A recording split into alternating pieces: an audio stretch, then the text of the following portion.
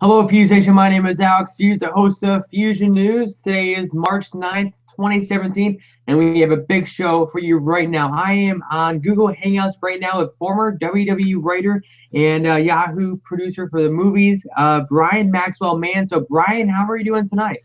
Not doing too bad. Just sitting here having a chat. It's the end of the day. Good way to wrap it all up.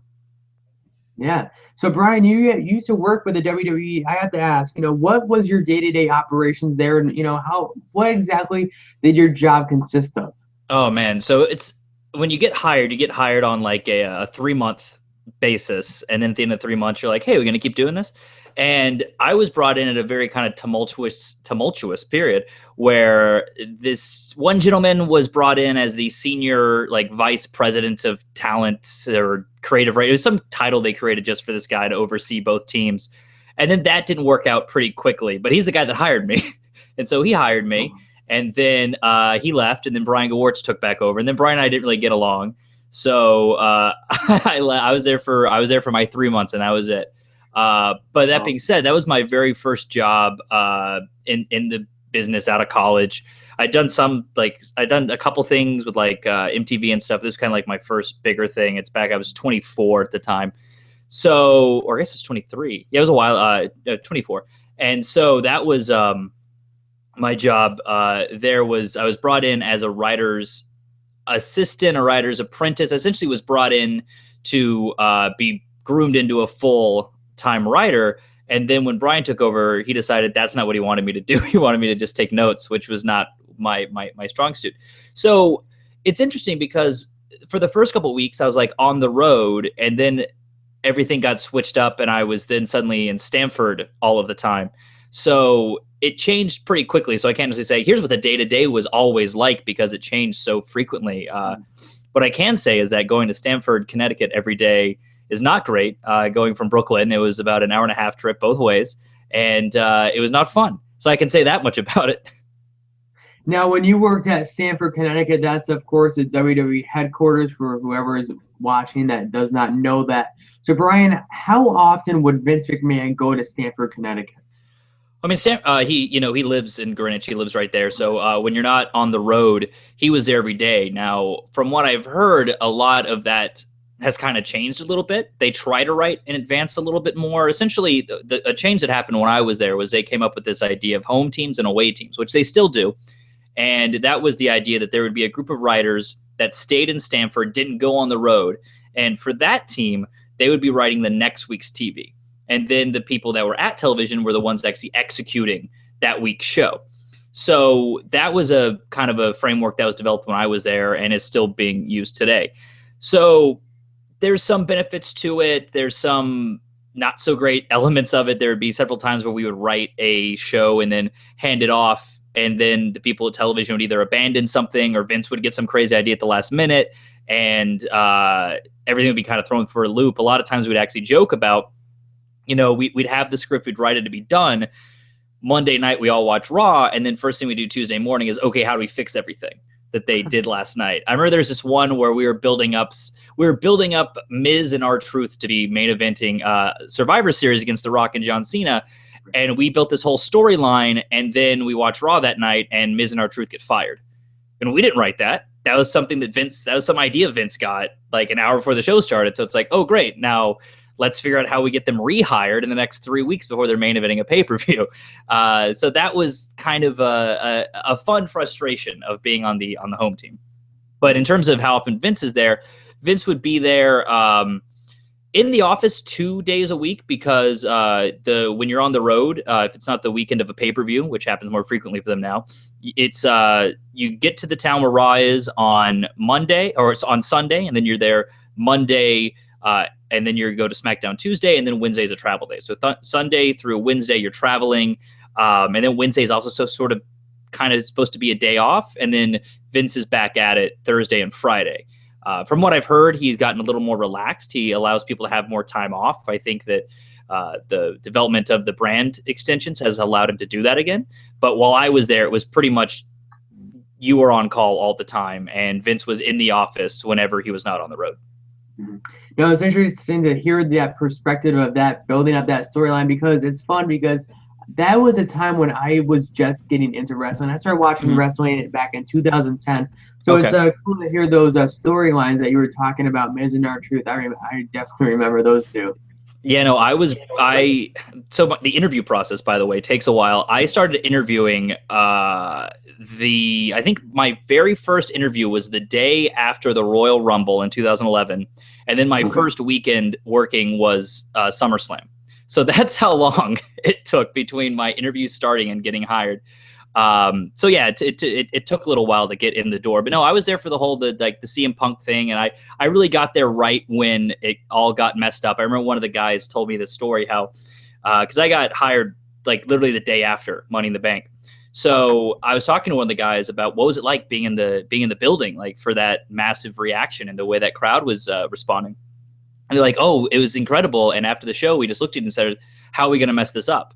Because they knew it was inevitable that the follow up would not be able to match that. And sure enough, that's exactly what happened. Vince had one idea and everyone else had a different idea, and when that's the case, Vince's idea wins out. Mm. Now, when CM Punk did that pipe bomb, was that scripted? Yes, that was all completely scripted. The script was reviewed by Vince. He approved everyone's name that was on the list. As far as I'm aware, at one point Kevin Dunn's name was on there, and it got crossed off. I think Kevin Dunn and John Laurinaitis' names were both on the list. Vince, as far as how this was told to me, Vince said that to not mention either of them because he didn't think people would know who they were. But Punk went ahead and still mentioned Laurinaitis, but didn't mention Kevin Dunn. Oh, wow. See, this is great because, a lot of people don't really get to hear this backstory on, the interview process. And when you talk about that, do you have to come up with a storyline, to pitch to them during the interview process? It depends what you're interviewing for. I came up with a storyline where, and it depends. So, like for example, because I was brought in as an apprentice sort of thing, I was interviewed by this guy who had a job title that was quickly eliminated. So it's tough to say how the interview process is for other people, but for other people that I kind of got to know, there are guys like Kevin Eck and stuff like that. Their process was more, they wrote like a multi-month storyline and pitched it directly to Hunter and Stephanie and sort of took some notes on it to see how that went. I wrote a storyline that I pitched, but I never got like feedback on or anything. But the storyline that I pitched was Del Rio, who was Money in the Bank winner at the time. I wanted to do a thing where Del Rio was both Money in the Bank winner and the champion at the exact same time, and sort of like, well, how would that play out if the guy who had Money in the Bank was also the champion? And we would do, and the payoff was sort of one week there would be like this old Raw where Hunter and Chris Jericho faced off, and Jericho won the title, and then they switched the decision right away, and it was like this whole heel thing. And I had this idea of like, what if you did a match where Del Rio loses the title, but then cashes in right away and steals it right back? And so we kind of feel like, oh man, he really, screwed over this babyface who ended up getting the title for like 2 minutes because Del Rio did this underhanded thing. So that was an idea that I kind of had. That was my pitch storyline that I used at the time. Yeah, that's a really great idea. Now we'll switch gears and talk some current product. I know that you still watch the product, right?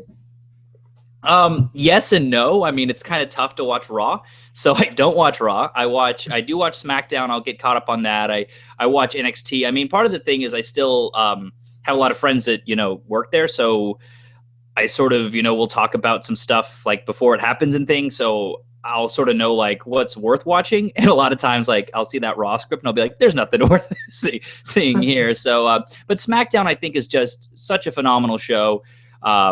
I'm sure the fact that Vince is tired by the time Tuesday rolls around has something to do with that. But also, I mean, the guy who's in charge of it, Ryan Ward, I worked with him. He was the guy that really turned around NXT. He's a really great guy, incredible mind for the business. Got along with everyone, both writers, producers, the wrestlers. Really great guy who really knows his history and is a really good storyteller. Now you said it's hard to watch Monday Night Raw. Is that because the combined main event, WrestleMania main event between Goldberg and Brock Lesnar is, I believe, 89 years old? That is definitely part of it. That doesn't help at all. I kind of made this joke, this kind of joke image that I threw up on Twitter where I redid like if Vince was booking the Attitude Era, with his current mindset, and I pretty much remade this current WrestleMania poster that's going around. It's Brock up front and it's Goldberg up front, and everyone but you got buried way in the back is AJ Styles. And I was like, well, what if he'd had that same mentality? And I kind of made this picture that's like Bruno Sammartino and Bob Backlund up front, then Steve Austin's way far in the back. And that's what kind of makes it so difficult, is because Vince McMahon with his booking tells you that what happens on the week to week doesn't matter, and that these characters that you watch and that you get invested in, you shouldn't care about. I mean, imagine, it's not the same, but take a show like Breaking Bad. Imagine if you watch Breaking Bad, but once every couple of months, some new character comes in and just like steals Walter White's like whole drug empire and then leaves an episode later. And then we're like, I'm supposed to still care about these other characters? It's this thing where he gets it in his mind. I just think that with Vince, he's very disconnected with what fans actually want and what fans will actually pay for. And so it makes Raw very difficult. And I'm not saying it to be like mean, but I mean, it's also, the guy is older, and the guy, his attention span's shorter, and it's really difficult to get him to stay focused and on and kind of on topic for multiple weeks. I don't know this for a fact, but we would run into stuff like this while I was there. Of you pitch a story, everyone agrees it's a good storyline, everyone's on the same page, but by the time it comes time to actually do it, Vince has gotten tired of it, or Vince has sort of lost track of what's going on. If you look at this whole thing with Bayley winning the title and breaking the pay-per-view streak, that originally was supposed to happen at WrestleMania, and that would make sense. But then Vince gets it in his mind of like, oh, well, we need something on this Raw. Well, Bayley's going to win the title anyway, so what if we just do it early? And it's like, oh, well, we don't want her to lose the title yet, so how about she just breaks the pay-per-view streak? We're going to do it anyway.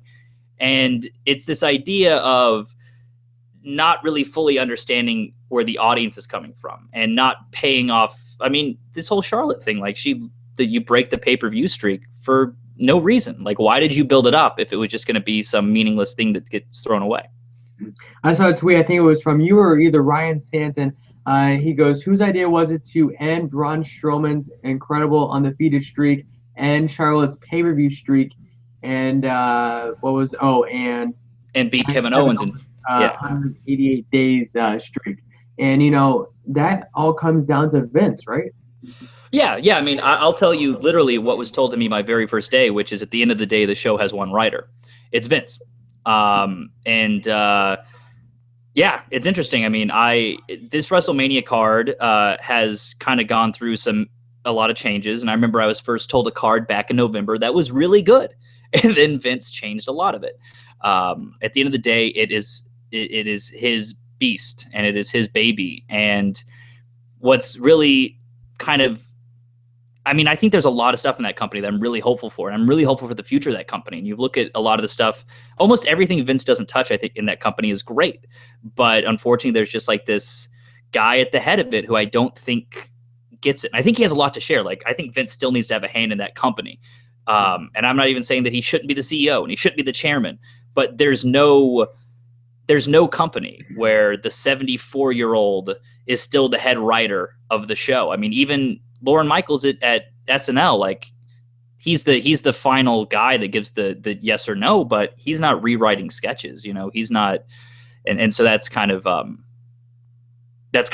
of the issues they have is just, it has to do with that.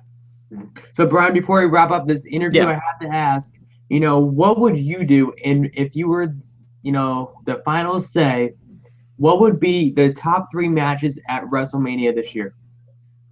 Okay, so my top 3 matches would be Cena and The Undertaker. It definitely looks like this is probably going to be Undertaker's last WrestleMania. This is a match they have not done. Cena is coming off of his biggest year in terms of mainstream notoriety with hosting SNL and all the movie stuff. And I mean, he's never been bigger. And I think that would be a massive match and should probably go on last. Then in terms of your 2 titles, I believe AJ Styles and Nakamura would be your absolute biggest, would easily steal the show and it would create so many fans. If you're a casual fan who's tuning in just for Cena and Taker, I think you watch that match and you're watching TV the week after that because you got to see more of both of these characters. And then on the Raw side of things, with my boy Finn Balor injured, I would probably play with the card that's been handed, and I would be doing Kevin Owens and Brock Lesnar. I think Kevin Owens, you could have really easily turned this guy babyface over the last couple months, and I think he could almost be the conversation you and I are having now. That could easily be the actual storyline of like, I'm here each and every week, and I'm fighting hard, and these people here, they respect me and they defend me because of that. You show up every couple of months, and he can even acknowledge, I'm going to be the underdog because I'm here every week. I'm hurt. I fight. You don't. You sit at home. You sit in the woods for months and of course you're a beast. You fight once every couple of months. I'm here every week and I'm the best in the world. And you just build up this brawl between the two of those. I think that those three matches, there's a mixture of, you might not know who AJ Styles and Nakamura are before you watch Mania, but afterwards you're definitely going to know. You might not know who Kevin Owens is, but you know who Brock is, and that's worth something. And then you got Cena Taker at the top. So those would be the top three matches that I would be building to. And I would hand over my $9.99 a month for the WWE Network, definitely, if that was the three main events for WrestleMania. Yeah, that's the thing. Wrestling's not difficult to book. It really isn't. You really kind of have to go out of your way, because one of the things I just love about pro wrestling, what I love about this art form, is that it's pure theater with just like immediate instant feedback. Like that, you don't go to the theater and yell at it. When you watch television at home, you don't get to affect the storylines. And not only that, but it's a communal experience. Like you go to the show and you're around strangers and everyone's like reacting and just having these visceral experiences to the story in front of them. And it's really easy to be able to say, okay, what's working and what's not. And you can say everything about, Roman Reigns has this look, or, this guy got a big pop when he returned for the first time in 13 years. But is that necessarily, I think when you just sit back and you listen to that crowd, and even better than listening to the crowd, now we have social media. It's easy to also look and see like, okay, what's making people talk? And I know they look at all those things. They have people that look at all of that, but it's about how do you take that data and what do you do with it? And I think right now it's pretty easy to look and see what's clicking and what's not. Mm-hmm. Now, if in fact Roman Reigns does go over the Undertaker at WrestleMania, what would the words of wisdom to give to these WWE fans that are desperately hoping that does not happen at Mania? I mean, like, what words of hope should I give them if they think if Roman Reigns is going to win? Yeah. I mean, I think Roman Reigns is going to win. So that's I think that there's a right way and a wrong way for him to win. I think the wrong way for him to win is clean, and then the Undertaker takes off his hat and he places it in the center of the ring, and the audience kind of gasps and realize they just saw the Undertaker's last match. And I think Vince thinks that will get Roman Reigns over, and it will not. That will make him the biggest heel in the history of professional wrestling. But I think that if you do the other thing where Roman cheats, I mean, so if I was kind of booking this whole story out, I would be having Roman kind of on a losing streak a little bit. He should have lost to Braun, and then he didn't win the Rumble, and suddenly the guy who's had everything handed to him on a silver plate is starting to doubt himself. So he challenges the Undertaker. He takes on the biggest feat in WrestleMania history, is taking on this guy. And during the match, he can start to realize that he can't beat this dude. Like, he can, all the spears, all the punches, everything, he just can't beat this guy. And that's where it finally kind of snaps, and he like takes a chair to him, puts him through the table, just pulls out all the stops. And suddenly we get the Roman Reigns heel turn, because I think the problem that Vince has sometimes is that he doesn't think long-term enough. And I think that even if you want Roman Reigns as a heel eventually, I think there's some things you got to do first. I think the people got to get booing him out of their system. I think he's got to be a heel for a while. He's got to go to new places with his character. Just like when this past summer when Seth Rollins came back. Even if ultimately you at the time had wanted Seth Rollins to be a babyface or a heel, people wanted to cheer him at first. So bring him back. Let him cheer him. Let him get it out of their system. Don't tell the audience they're wrong. Accept what their preconceptions are and play with that and manipulate it. That's what being a good storyteller is. If you're a good storyteller, you never get angry at your audience. The audience is always right. Don't blame it on the crowd for chanting something. No, the audience is always right. Accept where they're at and then play with that. And I think that Roman Reigns is an incredible talent, but Vince just has a hard time accepting where the audience is at and then playing with it. If you remember the night where he won the title on Raw, and the crowd loved it and they got big into it because Vince was such a good heel that night. And it's a combination of Roman hasn't had good heels, and they've also feel like it's been pushed down their throat. So I think he's a great talent. He just has not been booked right. Yeah, definitely. I definitely agree with that. Thank you again, Brian, for coming on my show. And where can the fans follow you on Twitter? I know I definitely follow you, and I love your tweets. Whenever I'm frustrated with WWE, I'll go on there and see your tweets, and I'll be like, okay, finally that someone understands me. So Well, I appreciate that if I can provide a little bit of group therapy and all this, because that's the thing. We're all fans. We all want to like it. Like, we don't want to just complain all the time. We want it to be good. But yeah, if you find me on Twitter at Brian Max Mann, that's with Brian with an I. And you can find me there. Also, every other week, I have a podcast called Keep It 2000, which is myself and my co-host Nate Milton. We are watching every Nitro from the year 2000, which is pretty much thought of as the worst year of professional wrestling programming. And I don't know, like it's shorter than Raw, so it's got that going for it. But that's a fun show. We get a lot of really great guests on there, and that's every other week through Live Audio Wrestling. We're about our 7th episode drops next week, so go back and binge them and get caught up. And maybe 20 years from now, you'll be doing a podcast about the 2016 and 2017 Monday Night Raw. Oh my goodness! Please don't put that on me. Thank you again, Brian, for coming on my show tonight. Thank you so much for having me. This is a lot of fun. Yeah, definitely. Hopefully you can come on again soon. Maybe if we all survive Mania. Yes, definitely.